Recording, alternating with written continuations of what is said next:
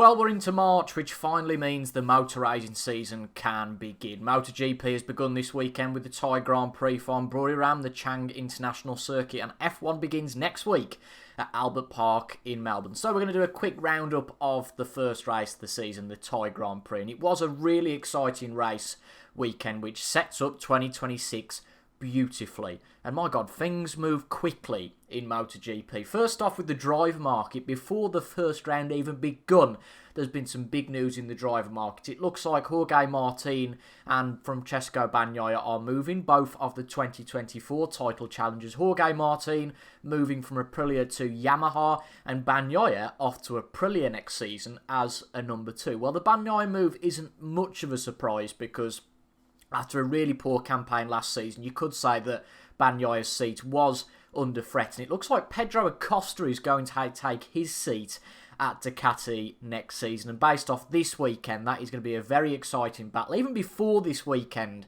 we all think, oh, that could be really exciting. The next generation coming through with Pedro Acosta on the 2027 bike with Marc Marquez as his teammate. And it looks like Fabio Quartararo as well is ditching the Yamaha project to go to Honda. And Honda seem to be improving, so that might be a good move for Quartararo possibly. But it's a long season and it feels often strange, really, for all of these driver moves. Not announced, not confirmed yet, possibly to do with the Concord agreement, style agreement that could be signed by the teams. I think that's holding things up a little bit from what TNT reported this weekend. But I think pretty much as good as done, those moves. But things moved quickly as well from season to season as a snapshot comparison from last year. In 2025, it was a Ducati top 3. And in the main race, the highest Ducati finished in P6. The top 2 from last year didn't even finish the race. And Francesco Bagnaia, his woes from last year seemed to worsen because he finished only P9 in the main race, with Frankie Morbidelli on the VR46 bike overtaking him at the last corner of the race. So let's go back to Friday with Friday practice. I tuned in on Friday morning to Friday practice, and there were some murmurs before the start that Marc Marquez was struggling more with his injury than we possibly would expect, that the physical toll this injury is taking on him is more than we would have thought. It's took him a long time to recover, and I think based on Marc's performance this weekend, he's still not back to 100% fitness. And combine that with a bike that's not 100% great, and Marc hasn't got the feeling in the bike, it was always going to be a challenge. And I did worry for Marc Marquez. You can see where my loyalties lie, but ultimately I'm going to try and make this as unbiased as I possibly can. But I was worried for Marc because in second practice he was setting a pace of just below the top 10, which gets you into Q2. That second practice on Friday is so important for your weekend, as we'll find out with the other Ducati, Francesco Bagnaia. But fortunately, he set a good lap, which put him into the top 10, and then in the final time attacks, Marc ended up second in second practice. But the big talking point, the big story of the weekend was to come as Aprilia set the pace, and one man had this weekend sewn up. It was Marco Bezzecchi, who was 4 tenths clear of the rest in practice too. Fabio Di Gianantonio on the VR46 was a potential weekend contender as well. He has the second fastest race pace and he was third in second practice. But to focus on Francesco Bagnaia, who was a massive talking point for his poor performances last year, it was Marc Marquez, really the only rider who could get that 2025 Ducati working. And Bagnaia's woes seemed to continue. He was only P15 in practice, in second practice, and to be honest, on Friday was never really at the races. I think Toprak was in front of him at one point on that Pramac Yamaha. But going into qualifying, and Q1 can really kill your weekend, and that's exactly what happened to Francesco Bagnaia, ending up just outside the top 2 in that session, 13th in Q1. Ralph Fernandez came through that session. We'll be talking about Ralph Fernandez in a little while. But to focus on the Yamahas, it looks like a long season ahead for them. All 4 Yamaha bikes languish in Q1. Quartararo the best in P16, which looks like the worst package on the grid. It's early, though. That's the point. I think I'm going to be reiterating this through this roundup, that we can take things from this first race, but I think to talk too early would be a little bit rash at this point. But Ralph Fernandez with a brilliant recovery to get it out of Q1, and as so often happens in this formula, with the momentum from Q1, being out there setting a couple of laps, got some really good momentum going into Q2, and he put it on the front row. But it looks like Marco Bezzecchi wasn't going to be beaten in that session. He put a lap in of a 1:28.6, and Neil Hodgson on TNT Sports said nobody's going to beat that 1:28.6. Well, Marc Marquez had a good go, and he very nearly did. He set a 1:28.6, but I think he was 300ths behind Marco Bezzecchi in the end. So your front row for the sprint and the Grand Prix was Marco Bezzecchi, Marc Marquez and Ralph Fernandez on the Trackhouse Aprilia. Digi was P4. Jorge Martin with a solid qualifying in P5, considering he's only been riding this bike for a week. He's had yet more injuries, but at least he makes it to the first round this season, unlike last year. Pedro Acosta, like last year, on the pace in the KTM, he went P6, but all four Aprilias were in the top 8, with Ogura P8 as well. You might remember Ogura had a really good debut here in Thailand last year, but couldn't quite really keep up the momentum for the rest of the season. So I thought that was a great grid to go into it. Marc Marquez just behind Marco Bezzecchi. You would have possibly thought that those two would have been the guys going for it on Saturday, but fate had something a little bit different for us. It was a really exciting sprint, I have to say. Unfortunately for the main race was a little bit disappointing, but I think just because the sprint was so good. And there's a few big talking points to come here. Marc Marquez took the lead at the start of lap 1. He got the whole shot on Marco Bezzecchi, but Marco Bezzecchi got back past Marc Marquez, only to go and buckle under the pressure from Marc on lap 2, as so many drivers have done before. I should say riders, and I'm sure that there'll be riders after this to buckle under the pressure from Marc Marquez. Marco Bezzecchi went out on lap 2, and a potential 12 points straight away lost in the sprint for him.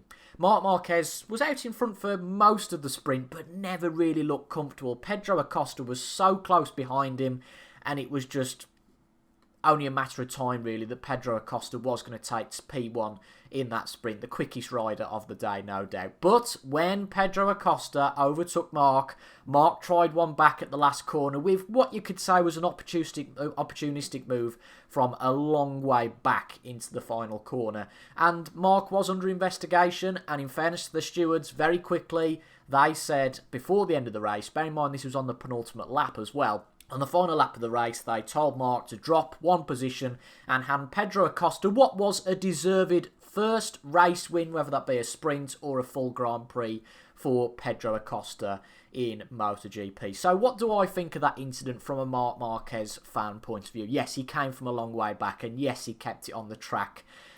But I think with time at the time, I was going, oh, come on, you can't give him a penalty for that.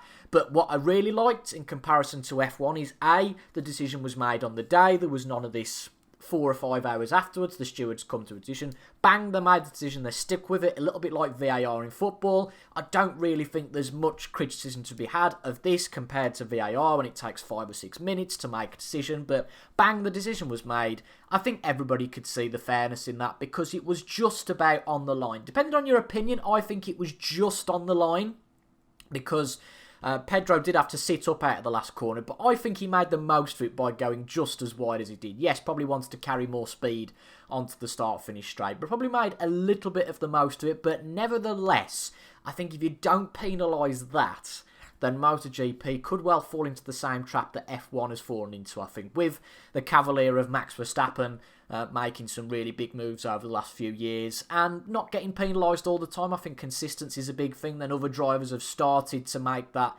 their prerogative as well and go, well, if Verstappen can make those moves, then I will. And I think that's what could happen to MotoGP if moves like that aren't penalised. They go, well, you know, if Marc can do it and run somebody off the track, albeit there was room on the track for Pedro to stay there, but because he had to sit up, he then went wide out of what is a very difficult last corner. I heard Michael Laverty over the weekend saying that is a very difficult corner, going from 180 mile an hour to nearly about 40 mile an hour, so a very difficult corner. But nevertheless, it is what it is. I think it was a good 9 points for Marc, and I think the key is that really Acosta should have won that race. So it's not like Acosta made an opportunistic move himself, got in front, and then Marc barged him out of the way. Acosta was the pace man, that's for sure. And nice to see Pedro Acosta get his due and a first race win in MotoGP. So Marc ended up P2, very nearly P3 actually. If he hadn't quite added wits about him, Ralph Fernandez could have nicked it from him. But Ralph Fernandez gets a good podium. He is a rider that seems to kind of go under the spotlight a little bit. He's needed a few more chances, but he had a few good races last year and a solid P3 start for him. And 2 more Aprilias behind, that'll be again another theme going into the main race. Ogura finished off P4 and Jorge Martin in P5. We talked about Fabio earlier. Digi, that is, not Quartararo, but we didn't really get to see Digi's race pace in the sprint because he was ran off by Alex Marquez on lap 1 of the sprint. Alex escaped a penalty and rounded out the points. I think Digi rounded out the points in P8. Brad Binder, solid race from him, solid weekend really from Brad Binder to finish P6, and Joan Mir on the Honda was a solid P7. There'll be a bit more on Joan Mir in a little while. So that really set up a very interesting Sunday race, but the key this time is that Marco Bezzecchi got the whole shot at the start, led from the start and led throughout. I think as soon as he got that start, I was sat there, it was almost a little bit muted at the start because it wasn't a dramatic start, to be fair. Most of the field stayed where they were, at least from the front, and it certainly wasn't as dramatic as it was on Saturday. But as soon as Bez got the whole shot, I thought, well, it's going to take quite a big mistake for Bezzecchi to relinquish the lead, and he ended up with a very solid lead in the end and won the main race. But again, Marc Marquez box office stuff really struggled at the start. Even last year when Marc had the advantage of the first couple of laps of the races last year, it was all about tyre warm-up. He wasn't quite happy with the bike, and he was really struggling this time. The riders behind him, Raul Fernandez, Pedro Acosta, Jorge Martin, all got past him. So Marc at one point was down to P5, and I thought, God, I didn't think it would be this bad for Marc Marquez. But the commentator said, and I think, well, you'd certainly agree with this now, given what happened, that given the weekend they've had, the Ducati's not been that strong. Nobody's really been up there with Marc Marquez really carrying the team once again. Digi pretty close, but his teammate Bagnaia way off Marc Marquez once again. I think to take second in the sprint, knowing that Bezzecchi had crashed out as well, and P5 in the race, you'd have probably took that. But Marc Marquez, as with so many of these riders, are a different character. The cameras, though, really focused on the battle between Pedro Acosta, Jorge Martin and Marc Marquez sat in just behind. Marc, I always felt, was a little bit too far away to really get into the battle. But brilliant box office moment as Acosta and Martin battled into the hairpin. Acosta finally got past Jorge Martin, thought, finally, I'm P3, I can go and chase after Raul Fernandez. And what happens down the straight, because those two were a little bit scruffy in that corner, Marc took a wide line in the hairpin and had a great run down the straight and picked off Pedro Acosta up to P3. And as Marc Marquez emerged in front, I thought, how the hell has he managed to do that? But he did. But really, he didn't have the pace because Acosta proceeded to get back through pretty much straight away. But big drama later on because Marc Marquez then picked up a puncture after running wide on the curbs. He was sucked in really on that same straight, the left-hander that followed that straight in Buriram. And he was pulled in after Acosta braking late. And that ended his race unbelievably. I was so miffed at that point because that does mean that Marc Marquez has quite a deficit after the first round, around a 20-point deficit. Of course, the rest of the field, and probably from a racing perspective, that is good news for the rest of this MotoGP season. But Marc Marquez didn't finish. His brother didn't finish either. His brother crashed out in a completely unrelated incident at the last corner, which meant the top two from last year didn't finish. But it's a very long season. I think we've got 22 rounds this year, which might be the longest MotoGP season, with Liberty Media taking over. I hope they don't go the way of F1. And it looks like they might do, with Phillip Island being axed and going to a potential street circuit, but this is about Thailand and not about any of this. Back to Joan Mir and the Honda team. I like the Honda team. I liked Marc when he was at Honda, and it's been nice to see Honda come from what was really an awful package when Marc Marquez left and trying to build back up. And Joan Mir at one point, I think it was after Marc retired, he was running P5 at one point, so that would have been a very solid start for the Honda of Joan Mir. P7 in the sprint and P5 in the race, but his bike had an issue towards the end of the race.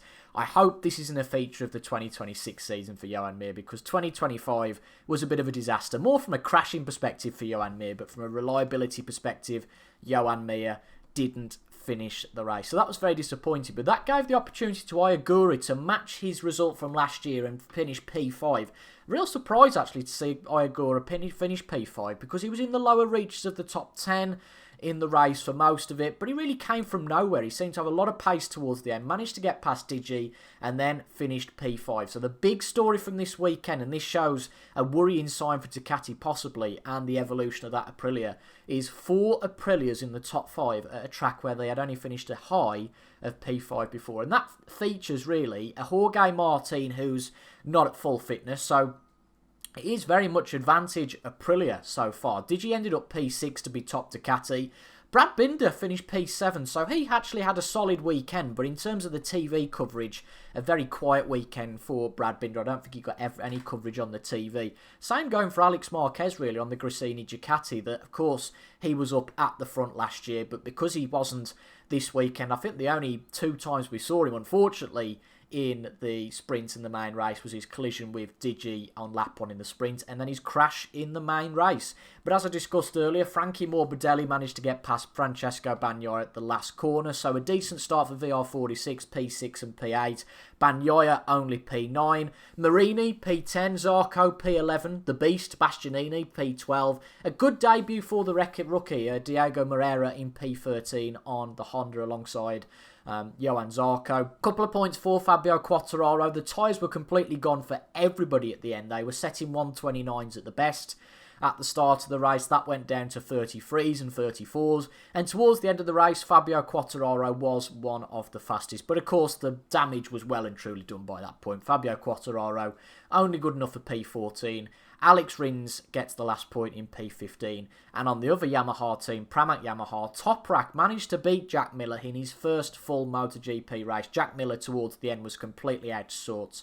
Toprak, I think, was around about 9 seconds ahead. But nevertheless, those two, I think Toprak was 39 seconds behind and Miller 48 seconds behind. Just shows how far Yamaha are behind. But a very competitive start to a MotoGP career for Toprak. I'd like to see more of him as we go through the season. But realistically, how far is that Yamaha really going to allow him to push? But after all that, on the first weekend, I think that sets up Brazil very nicely. The only frustrating bit is that it's 3 weeks now between this and Brazil. And I found this, I think, last year, that there was some quite big gaps between some of the races, which really halted some of the momentum. Whereas at the end of last season, I think we had something like, I don't think it was this, but say 8 races in 10 weeks. So the end of the season was really, really quick. But the start of this season, to have 3 weeks to the next race, of course, makes it even more intriguing for the likes of us. It helps the likes of Marc Marquez and Jorge Martin get back up to fitness. But from a momentum point of view, it isn't all that great. But nevertheless, it asks a few questions. Is Aprilia now the pace bike of MotoGP? I think Marc Marquez was very much pushing that 2025 Ducati along with his talent last year, so that Aprilia was up there.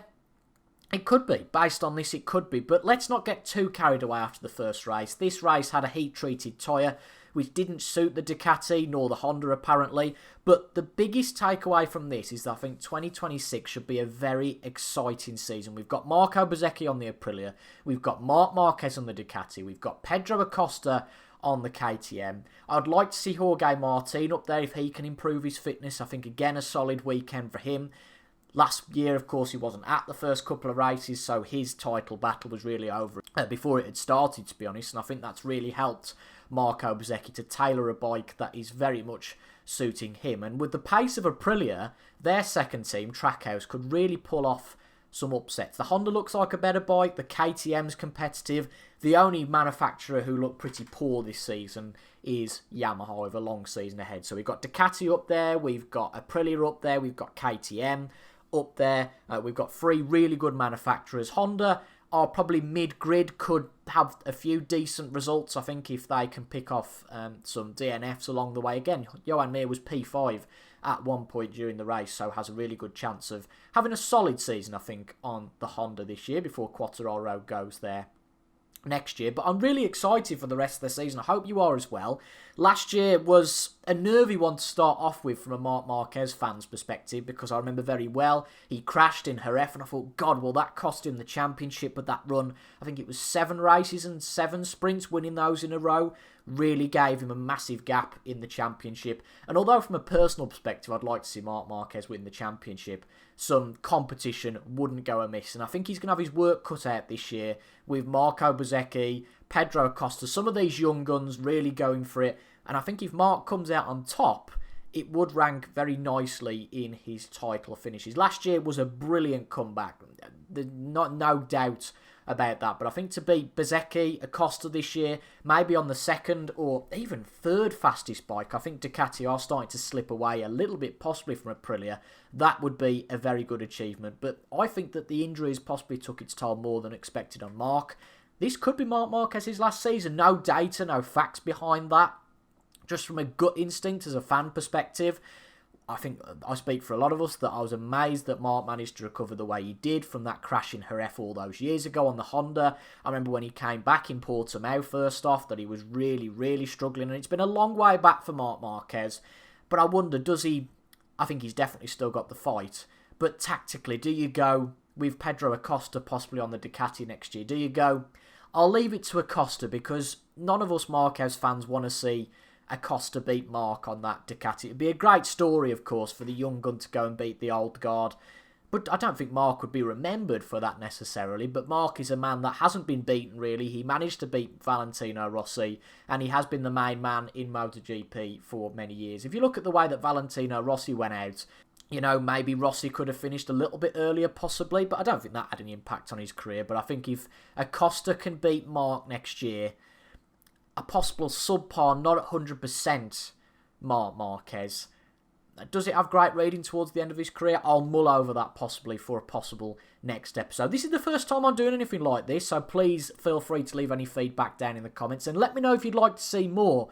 I really enjoy MotoGP these days. I've been a big fan of F1 for years. Been into MotoGP probably for about 6 or 7 years now, but really enjoying it now, and I'd say far more than the Hollywood style that F1 has become, and I hope that MotoGP doesn't go the same way with Liberty Media taking over. But let's see. As I say, if you'd like to see more videos, comment down below and subscribe for regular sport musings, whether it be F1, MotoGP, football, snooker, cricket. I like a range of sports. Thank you for watching, though, this roundup of the Thai Grand Prix, and hopefully I'll see you in the next one.